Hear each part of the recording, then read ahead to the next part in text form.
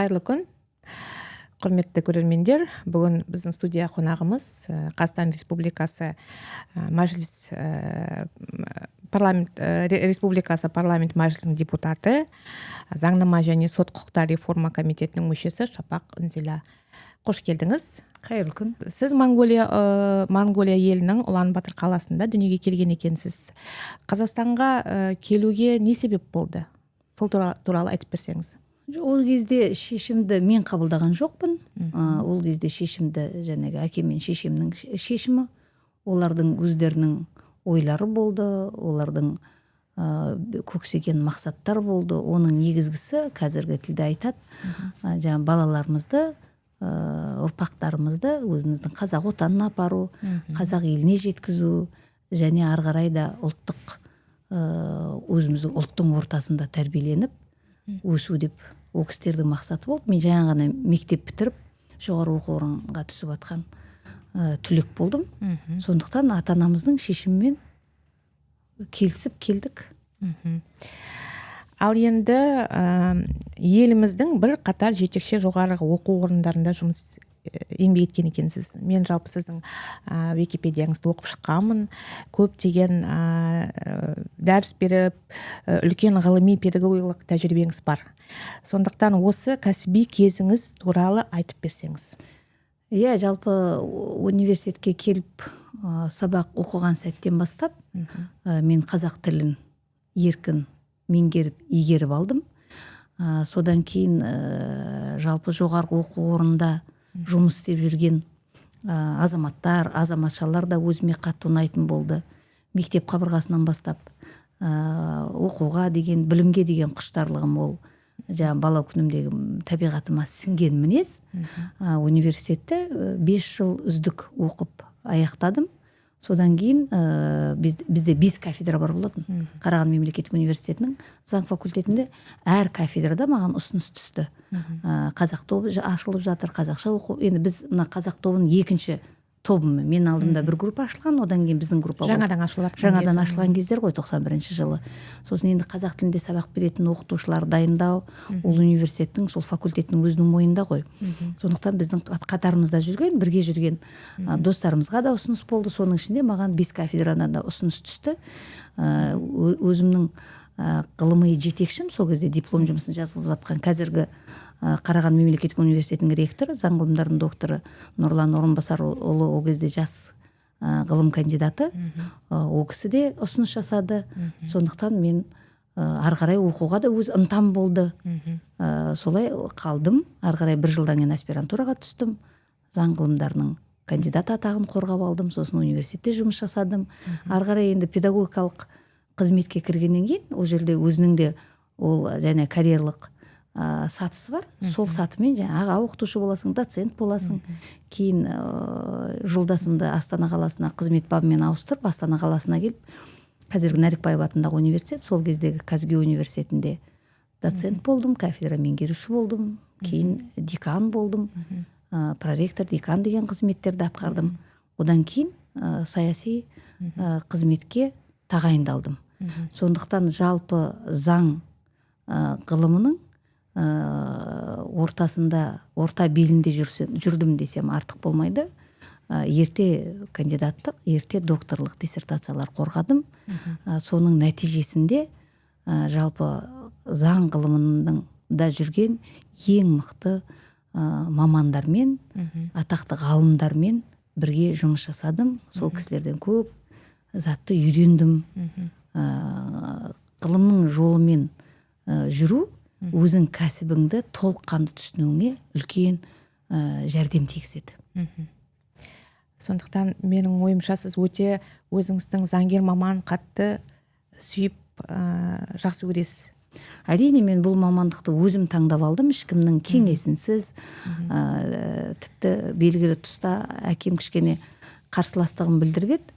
Оған да көнбей бала күнінен армандап таңдап алған мамандығым. Сондықтан мамандығыма адал болуға тырыстым. Ал қазіргі таңда енді бұл мамандығымды игергеніме 30 жылдан асты ғой. Өзім ойлаймын, енді дұрыс жолды таңдап алыппын. бұл мамандыққа баратын азаматтар өзіңіз де жақсы білесіз, көбінесе еркіндікті, теңдікті, әділдікті сүйетін азаматтардың таңдап алатын мамандығы. Сондықтан өмір жолында да осы әділ мен теңдік жолына өзіңді арнайсың. Және әділ деп айта салу, тең болу, немесе жаңағы еркіндік деген сөздің қадір қасиетін толыққанды түсінесің.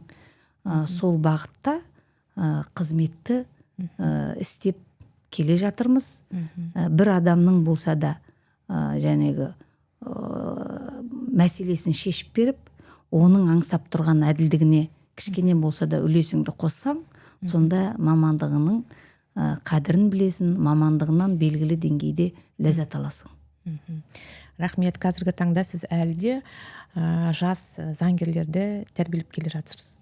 Иә, енді 96 жылдан бастап мен заң мамандығына түскен студенттерді оқытып, оған жәрдемдесіп келе жатырмын.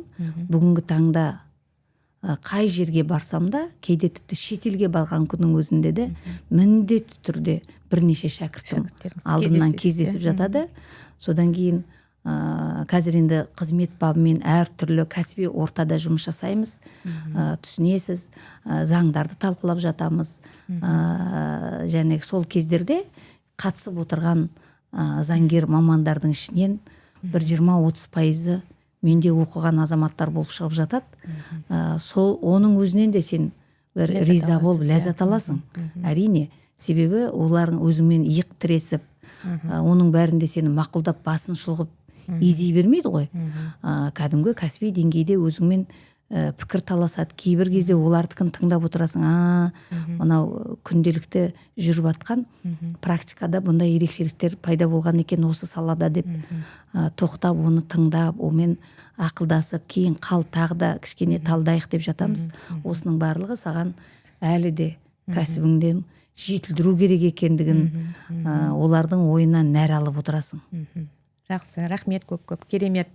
Енді біздің көрермендер жалпы сізді көріп қуанып отқан деп есептеймін негізі. Неге десеңіз, жалпы осы Қазақстанда жалпы осы ата заңымыздың реформасына сіз белсенді қатыстыңыз. Мен негізі осы бірінші күннен бастап сіздің жұмысыңызға кәдімгідей отбасымызбен бірге отырып тыңдадық. Сол кезде осы атап айтқанда 25 жылдың 8 қазанда Қазақстан Республикасы президентінің жарлығымен парламенттік реформа жөніндегі жұмыс тобына құрамына сіз кірдіңіз. Ал осы үдерісте сіздің есіңізде ерекше қалған бір сәттер бар ма? Айтып айтқанда, комиссия ішінде ең қызу әр принципті талқылауда тұрғынында қандай мәселелер болды? Енді сіздің ойыңызша жалпы Қазақстан халқы түсінді, біз ол бойынша көп айттық. Ең бірінші жаңа конституция жазу жобасы болған жоқ. Жәнегі президенттің халыққа үндеуінде парламенттік реформаны жүргізу туралы мәлімет берілді. Содан кейін мына парламенттік реформа жөніндегі жұмыс тобы құрылды. Сол жұмыс тобының қатарына кірдік. Маман ретінде, депутат ретінде мен жұмыс тобының мүшесі болдым. Ол жұмыс тобында 30-ға астам азаматтар, азаматшалар кірді. Оның ішінде ғалымдар болды. Сонымен бірге партияның басшылары болды. Және жалпы осы парламенттің қызметін жақсы түсінетін азаматтар болды, саясаттанушылар болды. Сондықтан конституцияның ішінде тікелей парламентке қатысты бөлігін талқыладық. Әрине өте қызу талқыланды дейміз, себебі бірінші кезекте қанша дегенмен екі палатадан бір палаталы парламентке көшу жолын тәптіштеп талдау барысында олардың ішінде де неге деген сұрақ әлі де тұрды. Екіншіден, және партиялық жүйемен ғана сайлау болады деген кезде ол бойынша да оның барлығы мақұл деп басын шұлғып келіп отырған азаматтар емес, қаншалықты оң жақтарын талқылайды және оның жаңағы бәсең тұстарын талдайды. Қызу болды дейсіз, иә, осы талқылаулар өте қызу болды. Парламенттің атауына байланысты. Азаматтардың ішінде көптеген азаматтар және құрылтай дегенді қолдап жатса, біршама азаматтар мәжіліс деген атауды қалдыруды, кейбір азаматтар болды тіпті парламент деген атауды ғана қалдырайық, басқа тілге аудармайық деген сияқты осындай пікірлер болды. Сонымен бірге біз ол Конституцияның ішіндегі нормаларды енді Сенат пен мәжіліс екеуі бірге қосылып қарайтын істердің тізімі шығып жатыр ғой. Сол кезде бұл жерде биліктің бөлінісі жүреді. Барлығы бірақ құрылтайға беріле ма? Енді қазір құрылтай деп айтып отырмыз. Ол кезде біз әлі білмейміз, бірақ бір палаталы парламентке беріле ма? Жоқ, кейбір құзыреттерге, Сенаттың кейбір құзырларын басқа органдарға береміз бе? Басқа лауазымды тұлғаларға береміз бе? Соңында сіздер өзіңіз енді қазір Конституциядан көріп отырсыздар, қандай өкілеттік туралы дау болғандығын, яғни президентке біршама өкілеттіктер қайтадан бөлініп берілді, иә? Біршама өкілеттіктер парламентке қай жерінде бұл кеңесетін болады, қай жерінде бұны сайлайтын боламыз, қай жерінде бұны жаңағы ақылдасатын болады деген сияқты осы мәселелердің барлығы жеке-жеке талқыланып отырды. Егер мен қателеспесем, президенттің кездесуінде бір рет өзіне айтқанмын, кейбір мәселе бойынша бізде парламенттік жаңағы реформаның мүшелерінің 4 реттен сөз алып сөйлеген деген бар. Бұл үлкен жиындардың ішінде ол талқылаудың қызулығын білдіреді. Мысалы, менің өзім бір рет ойымды түйіндеп айтып кететін болсам, ол жерде мен 2 рет сөйледім. Яғни келіспей жатырмыз. Енді кейбір азаматтар 3 рет, 4 рет сөз алып сөйлесіп жатыр. Бұл өте мәдениетті түрдегі пікір таластар, дауысқа салып, өз ойларын жеткізу айтылмайды, бірақ бұны ғылыми талдап, негіздеп, аргументациямен пікір алмасып, қайта-қайта бір-бірін көндіріп, өзінің жағына тартып алу сияқты талқылау осы парламенттік реформа жөнінде комиссияның отырысында өте көп болды. Біздің бұл комиссияны ол кезде мемлекеттің кеңесшісі Ерлан Тынымбайұлы басқарған. Ол кісінің де мына салиқалық қасиеті, пікірлердің ортаға салып отырған пікірдің салмағына назар аударуы, одан кейін оның кейбір кездерінде өзінің бір ортаға өзінің ойын салуы, екі жақ келіспей жатқан кезде олардың ойларын салмақтап бір-біріне кейде жеткізіп беру керек болады. Себебі өздеріңіз білесіздер ғой, енді кез келген затта дауға түсіп, қызу пікір таласқа түсіп кеткен кезде кейде бір-бірін тыңдамайды. Бір нәрсені айтып жатады, екі бөлек тілмен айтып жатқа жеткізуге тырысып жатады, бірақ ойлар бір жерден шығып отырған болуы мүмкін. Соншалықты қызбалыққа салынған кезде сол ойды тыңдамай қалатын тұстар болады. Мысалы, жаңағы реформалық жұмыстың топ жетекшісі ретінде осының барлығын салмақтап, жеткізіп, суыртпақтап, тарқатып, бізді қайтадан тыңдап, біз осыны өзіміз жеткізіп отыр екенбіз деп қайтадан оны бір құқықтық тілде рамкаға салып, нормаға айналдырып жазылу мүмкіндігі туындап жатады. Міне осындай мәселелерде өте жақсы талқылаулардан, қызу талқылаулардан өтіп, кейін бұл реформалық жұмыс тобына, парламентаралық жұмыс тобына енді мына жерде жақсылап бір тарқатып айтып кетейін, неге бұл конституциялық комиссия құрылды деген сұрақ туындайды ғой. Бізге келіп түскен ұсыныстардың 600-ден астамы дәл осы парламенттік реформаға қатысты ұсыныстар болды халықтан. Ал одан артық 1200-ден артық ұсыныстар ол Конституцияның басқа нормаларына қатысты. Преамбуласынан бастап, кіріспе бөлімінен бастап, аяғына дейін барлық баптар бойынша ұсыныстар өте көп болды. Бірақ біздің құзырымыз тек қана парламентке қатысты бөлігіне, тек парламенттік реформа бойынша біз өзіміздің нысанамыз, ауқымымыз нақты сол төңірегінде жұмыс жасадық. Кейін бұл мәселелердің барлығы белгілі деңгейде талқыланды. Содан кейін барып конституциялық комиссия құрылу шешімі қабылданды. Бірақ жарты жылға жоқ біз сол парламенттік реформа жөніндегі жұмыс тобы түскен ұсыныстар бойынша жұмыс жасадық. Сол түскен қарапайым адамдардың ұсынысын айтып отырсыз ғой, иә Жалпы сол қарапайым ұсыныстардың арасында сіздің ойыңызда қалған бір негізі өзіңізге заңгер ретінде жақын қандай ұсыныс болды? Так, ол жерде енді жәнегі бұл ұсыныстардың ішінде қазір енді өзіңіз жақсы білесіз, Миранда қағидасы, иә? Миранда қағидасы Конституцияның ішіне нақтылап орнықты. Ол бұрыннан бізде заңда бар. Ол процесстік кодекстің ішінде бар болатын. Бірақ оны жаңа конституциялық құқық екенін нақты көрсету туралы ол жерде қарапайым халықтың тарапынан келіп түсті бұл ұсыныстар. Метод Миранды, Миранда құқығы бойынша. Және белгілі бір мына адамдардың тұтқындауға, ұстауға қатысты уақытқа, мерзімге қатысты ұсыныстар келіп түсіп жатты. Мерзімін қысқарту бойынша, мерзімін ұзарту бойынша осындай ұсыныстар келіп түсті. Және мына биліктің басқару механизмдеріне қатысты, яғни бұл жерде президенттің құзырына да қатысты, адам құқықтар жөніндегі уәкілдің құзырына қатысты, жоғарғы соттың қарайтын істерінің шеңбері бар ғой, оған да қатысты. Осындай сұрақтар өте көп. Ол жерде барлығын біз енді сұрыптап келіп, оны белгілі бағыттарға бөліп, мүмкіндігінше барлығы мына Конституцияда ескерілді. Қазір Конституцияда кіргізілген жаңашылдықтардың барлығын жалпы халықтың тұрғысынан, ол жерде енді халық та көп жазды. Және мамандар да өз ойларын жазады. Саясаттанушылар да жазып жатыр, экономисттер де жазып жатыр. Енді тіпті мына нақты бір айтатын болсақ, біз ешқашан еріктілер туралы ойланбаймыз ғой. Еріктілер туралы, волонтерлар туралы, мен мысалы бізді де Конституцияға енгізу керек дегенді жазады деп осы күнге дейін мен ойлаған жоқпын.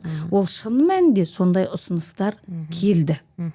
Келесі ұсыныстардың бірі мысалы адвокаттар туралы. Оны тек қана адвокатура институтының адвокаттардың ғана тарапынан ұсынылған ұсыныстар емес, адвокаттар да жазды.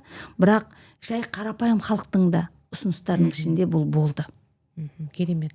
Жақсы, енді халықтың бір өздерінің ішінде жүрген ойды жеткізуге тырысқан болатын. Енді мен өзім де коалиция мүшесі болдым. Сол кезде менің бір естігенім, жалпы осы Конституция жобасында жұмыс жасаған тек қана осы біздің жергілікті мамандар. Басқа шеттен ешқандай мамандар қосылған жоқ. Жалпы Конституцияның 95 жылғы Конституцияны жазу барысында ол кезде енді 1-93 жылғы Конституция жазылды. Одан кейін ол енді өтпелі кезеңдегі Конституция болды. Біз КСРО-ның құрамынан шығып, әлі де социалистік кеңестік санамен жазылған Конституция ғой. Сондықтан ол енді ғұмыры қысқа конституциялардың бірі болды. Оның үстіне мемлекеттік билік тармақтардың арасындағы тепе-теңдігі де сақталынбаған, кішкене әлі де толыққанды механизмі жетілдірілмеген Конституция болды. 95 жылғы Конституцияны жазған кезде өте терең зерттеп, зерделеніп жазылған Конституцияның бірі. Бірақ бұған біздің өз мамандарымыздан көрі, себебі 93 жылғы Конституция бойынша бізде бір тәжірибе болды ғой. Сол кездегі біздің мамандар әлі де кеңестік ойда жүрген мамандар болды. Сондықтан шетел мамандарын шақырды. Француз Конституцияның моделі басым қолданылды, бірақ дегенмен 20-ға жоқ мемлекеттің, европалық мемлекеттердің конституциялы зерделеніп отырып жазылған конституция болды. Бірақ көбінесе біз ол кезде мен енді мына конституциялық құқық энциклопедиясы деген үлкен бір оқу құралын жаздық. Соның ішінде біз нақтылап жазып кеттік. Шетел мамандарынан 4 маман нақты отырып бізге мынандай сарапшы болып отырып жазуға көмектесті. Сондықтан 12 адам жазылған деп айтатын себебі де сол. Енді мына 30 жылдың ішінде біз болашақ бар ма, басқа бар, шетелде оқыған заңгерлеріміз де бар. Жергілікті өзіміздің заңгерлер, тәжірибеде жүрген заңгерлер, мамандарымыз әбден пісіп жетілді. Біз енді осы 30 жылдағы өзіміздің даму жолымызды сыртқа шығарып тастамауымыз керек. Сондықтан мамандар жеткілікті болды. 130-ға жуық комиссия мүшесі комиссия мүшесі құрылды, 130-ға жуық адам ішіне кірді.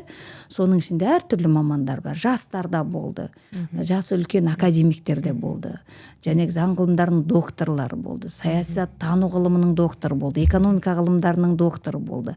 Сонымен бірге мамандар болды, кәдімгі бүкіл жергілікті билік органдардың өкілдері болды, халықтың өкілдері отырды, мәслихаттан келген өкілдердің барлығы жергілікті халық өкілдері. Осылар отырып талқылады. Ол жерде де өте қызу талқыланды. Көбінесе біз мына ашық жария көрсеткен кезде енді мына телевизорден ойлайды, ол бәрі қызу талқылаудың бәрін телевизорден көрсету керек деп, енді оны біз үлкен отырыстарды көрсетіп жаттық.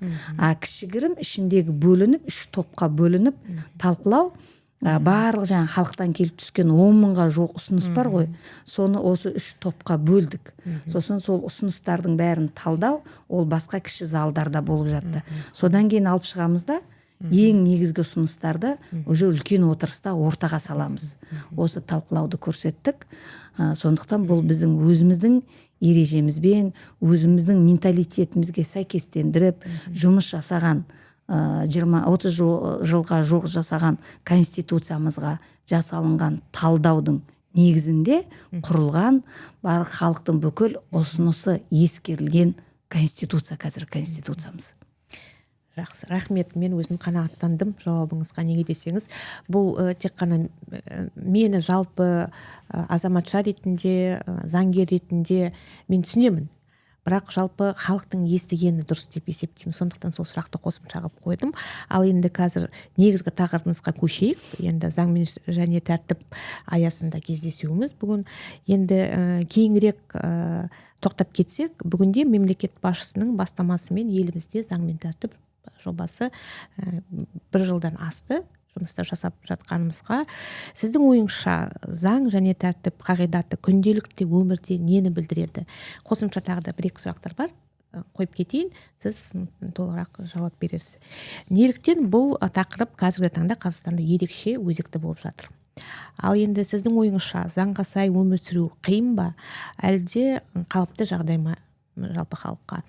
Егер адамдар заң бұзушылықты көрсе, олар міндетті түрде оны хабар ету керек пе, әлде бұл менің ісім емес деген сияқты тыс өтіп кету не бола ма? Соны өзіңіз қай жерде соның шекарасы деп ойлайсыз? Сұрағыңыз өте дұрыс. Біз жалпы енді 2019 жылдан бастап адамның құқықтарын биік үстемдік ету қою мәселесіне жіті назар аудара бастадық десек болады. Себебі демократиялық жаңа Қазақстан құрамыз деген бір бастаманы алдық. Президент өзінің жолдауларында халықты тыңдайтын үкімет құрамыз, өте мықты ықпалды парламентті құрамыз, үкімет әрқашан есеп беру керек парламенттің алдында, халықтың алдында, президенттік билік күшті, мықты болу керек деген осындай белгілі бір өзімізге ұстаным алдық. Осы ұстанымды жүзеге асыру барысында, бұл тұжырымды жүзеге асыру барысында туындаған мәселелер бар. Неге бұлардың барлығын рет-ретімен орындауға болмай тұр? Биліктің тарапына талдаулар жасалынады, әрбір жеке-жеке тармақтарына талдау жасалады. Ал халықтың тарапынан қалай болу керек екен деген көзқараспен қараған кезде бірінші кезекте құқықтың үстемдігі болу керек. Біз қай жерде біреудің өз құқығымыздың шегі аяқталып, біреудің құқығына аяқ басамыз, сол кезден бастап келесі адамның құқығы бұзылады ғой. Сондықтан біз осының барлығын шекарасын анықтауымыз керек. Мен сіздің сұрағыңыздың ең соңғы сұрағыңыздан бастап жатырмын. Бір кез келген нәрсенің бір шекарасы болады. Қай жерде мынау шекараны анықтауымыз керек? Шекараның анықтауымыз бұл өз құқығыңды сақтауың керек. Өз құқығыңның шекарасын білуің керек. Сонда өз құқығыңызды ешкімге бұзғызбасаңыз, сіз біреудің құқығын бұзбайсыз. Осы мәселе туындайды. Ал енді оның құқықты өзі қай жерде мойындайды? Себебі менің құқығым деп сөйлеуден болмайды. Мәселе біз құқықты мына тәртіппен бірдей түсінеміз. Яғни адамның құқығын мойындау, құқықтың үстемдік етуі тәртіпке орнығады. тәртіпке орнығады. Енді бұны қарапайым адамдарға түсінікті болсын деп қарапайым бір мысалмен айтайын. Бізде өзі баяғыдан совет өкіметінен бері келе жатқан бір кезек деген ұғым бар, иә? Қашан көрсеңіз бір очередке тұру, кезекке тұру деген бар. Мен өзім мынау кезекке тұру мәселесін жіті білмейді екем. Ең бірінші рет мен Жапонияға барғанда кезек деген нәрсеге бір тәртіп деген мағынамен қарадым.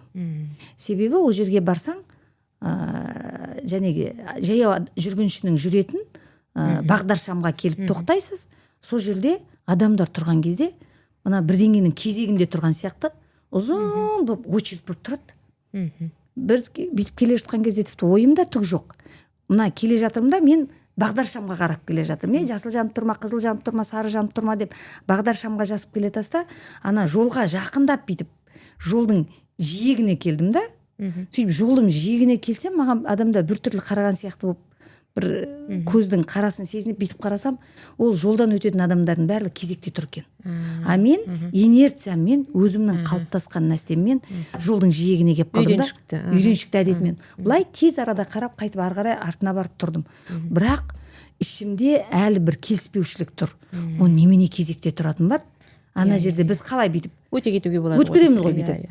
Содан өте жылдам өтіп шықтық жаңа кезекпен.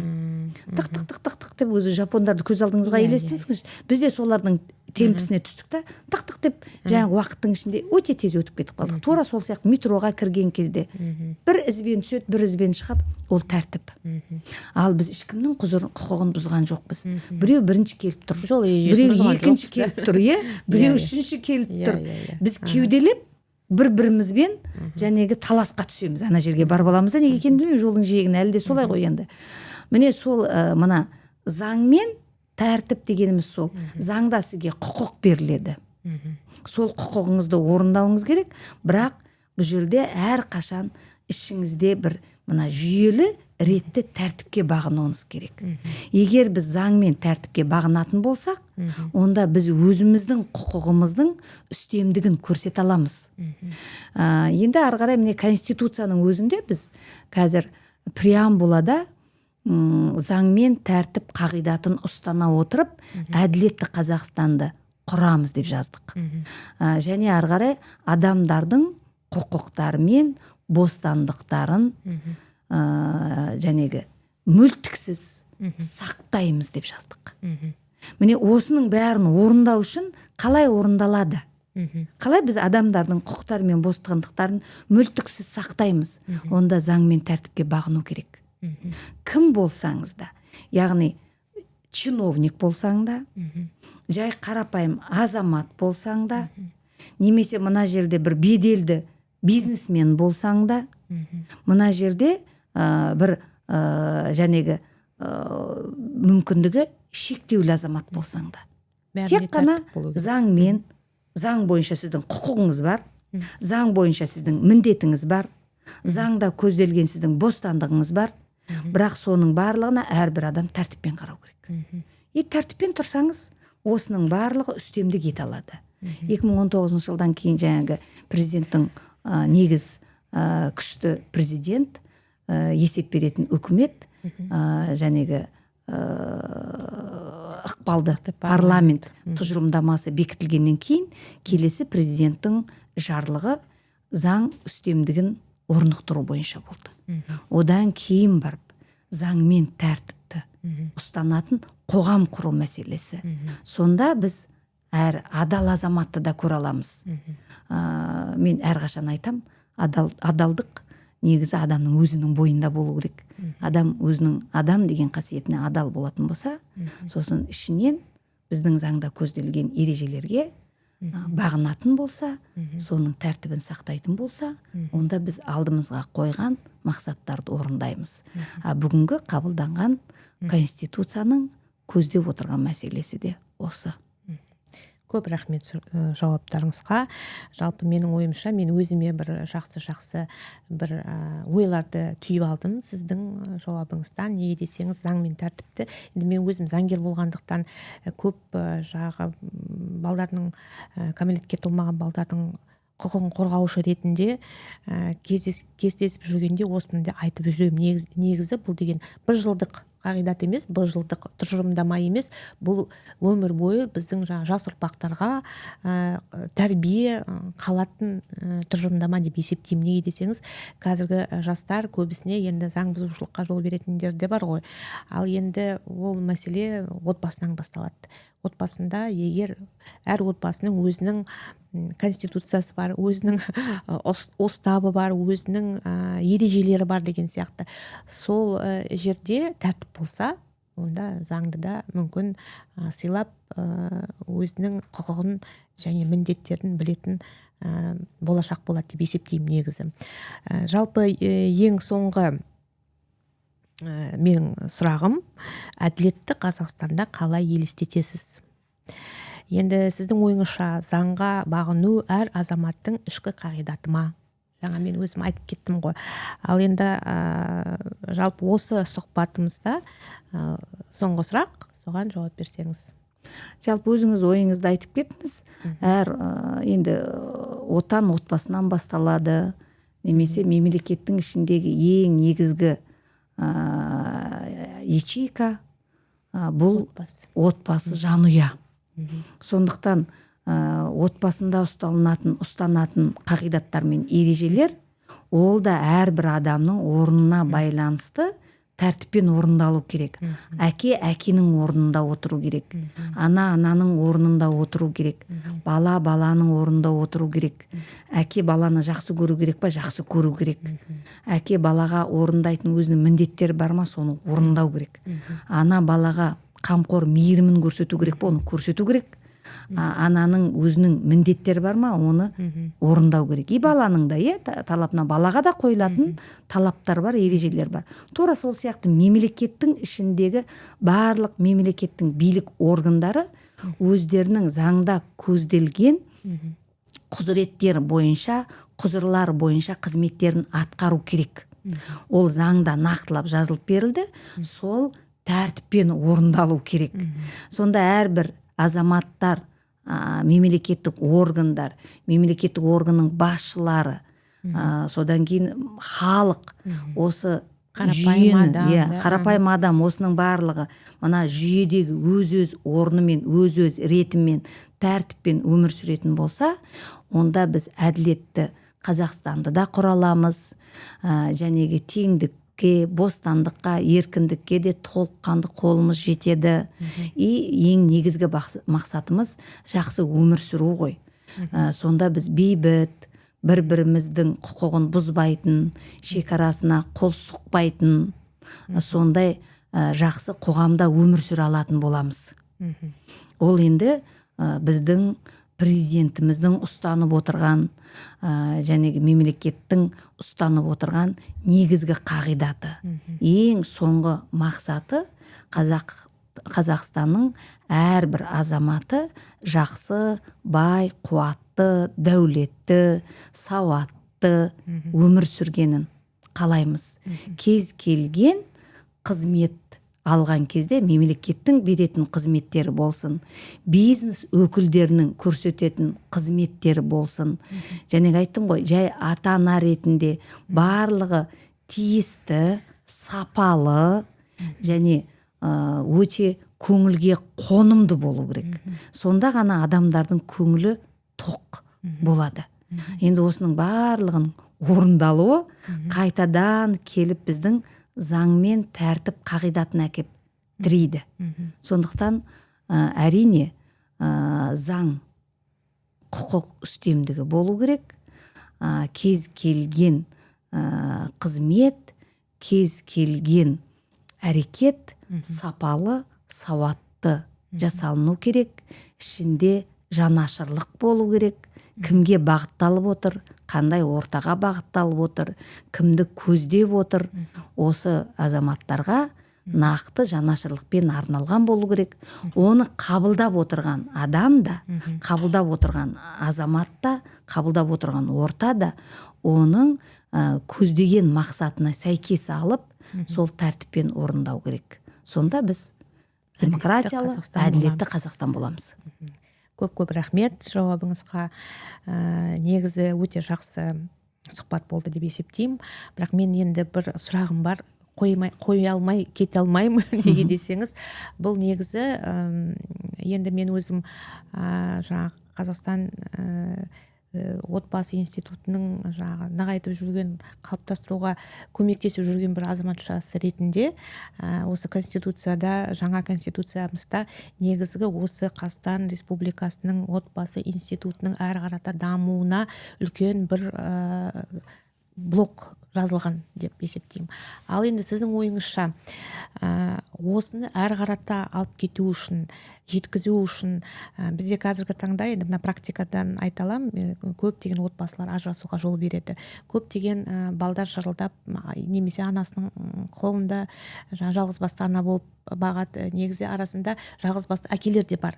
Бірақ енді ажырасу деген ол көбейіп кетті қазіргі таңда.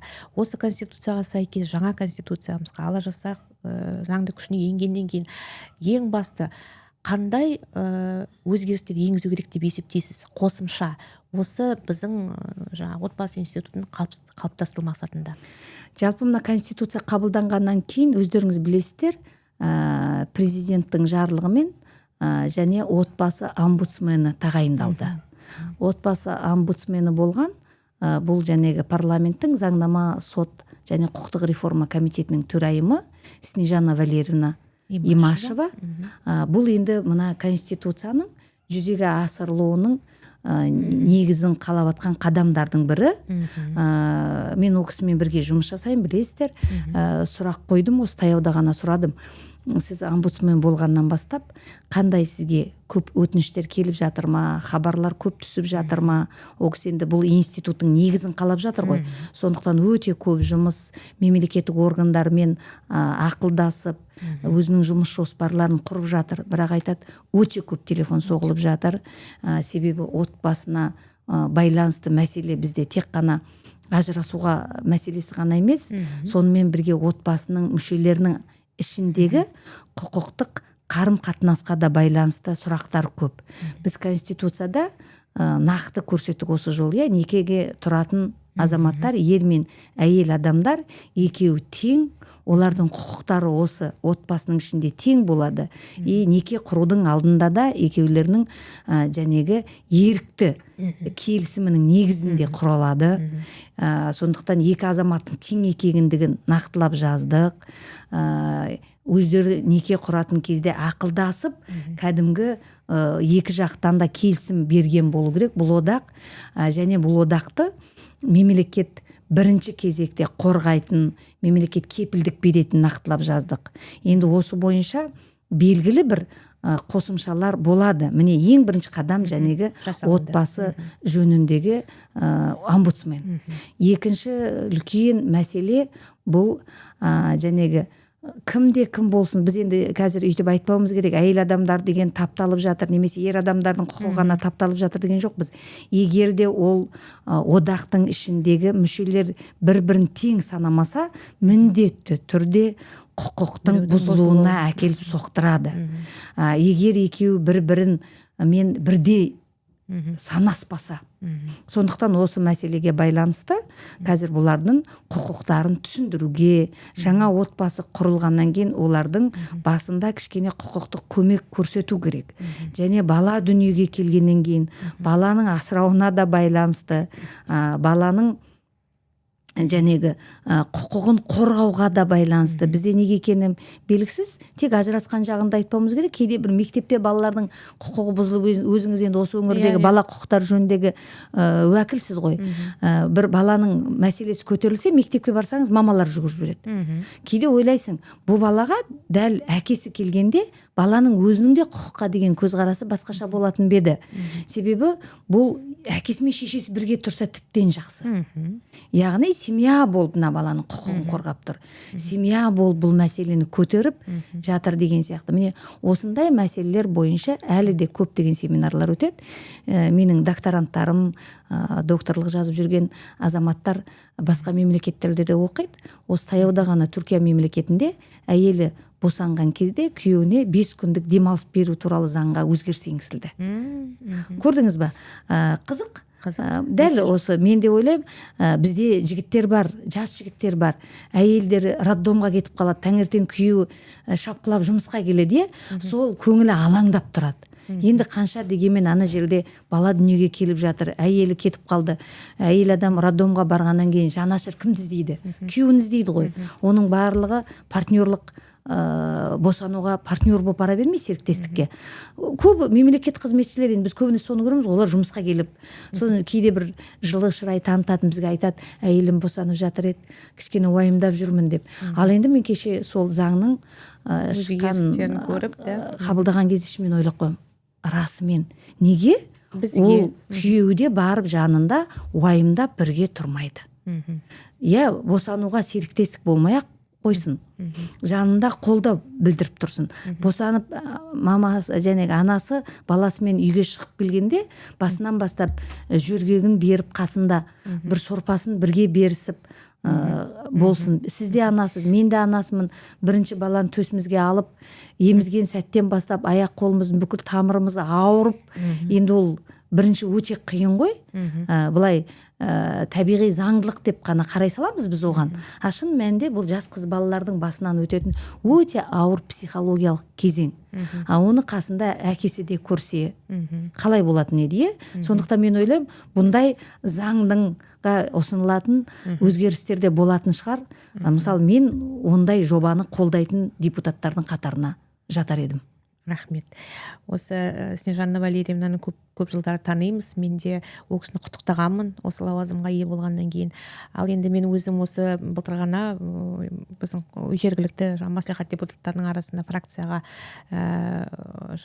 Аманат партиясының жанындағы әйелдер қанатының мүшесімін мен. Сол жерде бір ұсыныс жасағанмын.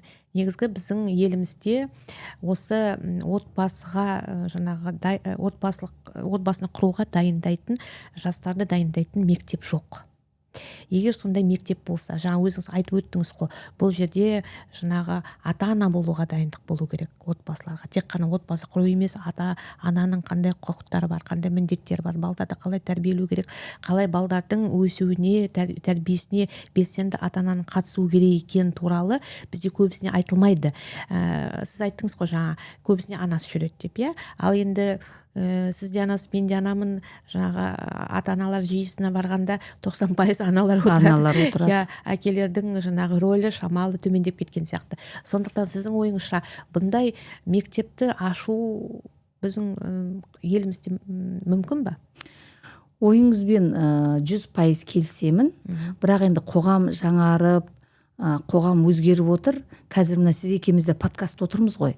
Мен де өзімнің балаларым, енді сіз екеуміздің балаларымыз шамалас, жасымыз жақын болғандықтан, ол балаларды кейін бүйтіп қарап отырсаң, олар да бұл мәселе бойынша көбінесе подкасттар тыңдайды. Соның ішінде енді бізде шетелдік подкасттарды көп тыңдап, менің балаларым айтады, міне психологиялық дайындықты солардан алуға болады деп. Мен ойлаймын, бұл төңірегінде де бір әлеуметтік жобаларды жасап, осындай подкасттар болу керек. Мектеп, белгілі бір әр адам әртүрлі қабылдайды. Біреу подкастпен қабылдайды, біреу действительно мектепке барады. Менің өзім өте кітап құмар балалардың бірі болдым. Содан бір жылы мені 5 классқа баратын жылы 4 сынып бітіргеннен кейін мамамның кенже інісі үйленді. Сосын ол басқа қалада тұрады. Сол үйленгеннен кейін жазғы каникулда жаңа жас отбасына мені жіберді, нағашы ағаңмен бірге, жеңген үйде отырады, жеңген қасында болып кел деп. Мен ол үйге барсам, менің үйімде үлкен кітапхана бар. Ол үйге барсам, жаңадан құрылған отбасы бар. Олардың үйінде ондай үлкен кітапхана әлі де қалыптаспаған. Бірақ олар енді совет өкіметі кезінде өзіңіз білесіздер ғой, отбасы туралы, отбасының сұрақтары, 100 сұрақ, 1000 сұрақ деген кітаптар бар екен. Сол кітаптарды алып қойып қойған, енді жас жұбайлар екеуі де оқыған интеллигенттік отбасы. Енді таңертең ағам жұмысқа кетіп қалады, жеңгем ол да жұмысқа кетіп қалады. Мен қалып оқитын кітап іздеп жүріп, сол кітаптардың біразын оқып тастадым. Содан жаңағы бір күн нағашым келіп қарап отырып күледі.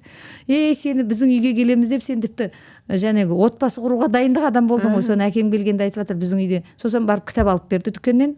Соны көргеннен кейін оқитын 1-2 кітабымды әкеп берді. Бірақ әкем келгенде күліп жатыр, сенің қызыңды біз отбасына дайындап жібердік деп байламын ғой, әлі түсінбеймін, бірақ әйтеуір көзіммен бірдеңені оқи беруім керек, әбден үйренген әдетің болғандықтан.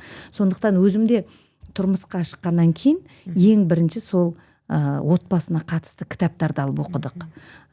Жолдасым да, мен де кейін бала дүниеге келгенде біз баланың бойынша кітап алып оқыдық. Себебі бізді шынымен ата-анамыз ондайға дайындаған жоқ. Біздің қарым-қатынасымызға енді ата-ана ондай араласпайтын сондай кеңестік дәуірден келдік қой. Қазірде айтсаң бала тыңдай қоймайды. Біз ата-аналардың іс-қимылдарына қарап өстік қой өзіміз. Жоқ, қазірде тыңдай қоймайды. Қазір тыңдай қоймайды. Мына орыстың бір юморист айтқан, родители слышим после их смерти деп. Сондықтан ана балалар керемет ата-ананы тыңдай қоймайды, олардың тыңдайтын басқа адамдар болады. Сондықтан мен сіздің ойыңызбен толыққанды келісемін. Мектептер болу керек, подкасттар болу керек, әр тілде болу керек, қазақ тілінде болу керек, қарапайым тілмен айтылған болу керек. Осындай қысқа оқуға жәрдемдесетін көмекші құралдар міндетті түрде жастарға болу керек. Көп рахмет ойыңызға, пікіріңізге, жақсы сауалдамалар айттыңыз. Негізі бұл подкастты менің ойымша тыңдап көптеген сұрақтарына жауап алатын көрермендер болады деп есептеймін. Ал енді жалпы өзіңізге мықты денсаулық тілеймін, отбасыңызға амандық тілеймін. Осы саясатта жүргеніңізге, жалпы елге жасап жатқан қызметіңізден береке алыңыз. Көп сәттілік тілеймін сізге. Рахмет. Сізге де сәттілік тілеймін. Мен сізден білемін, осы өңірдегі ең белсенді азаматтардың қатарындасыз. Мемлекеттің саясатын ілгерілетіп жүрген және қоғамдағы бүкіл мәселелерге белсенді атсалысып жүрген азаматшасыз. Ісіңізге сәттілік тілеймін. Рахмет көп.